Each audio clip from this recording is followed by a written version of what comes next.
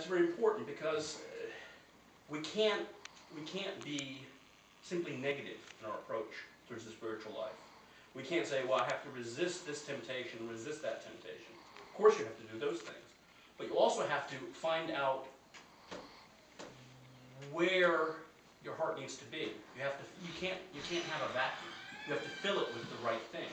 That's why in the Orthodox Church, we have, we see in other confessions, whatever, we see efforts to the white church, with whitewashed walls, so there's no temptations.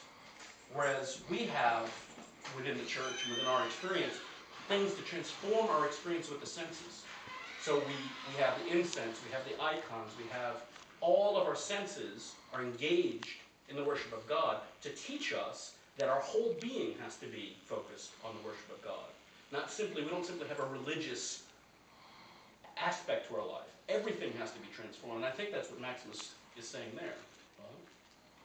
I think an important thing is that there are certain things in our lives that we spend a lot of time with, and there are things that God has put in our life, and a lot of times we divorce these things from God to things, our work and family, to big things.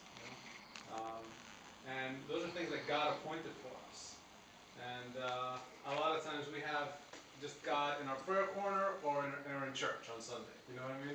And the rest of our life is separate. And then we're just going to go to God, pray a little bit, and then, instead of realizing that everything that's in our life is from God. And then if we think of it that way, then we can start doing what Father Maximus said,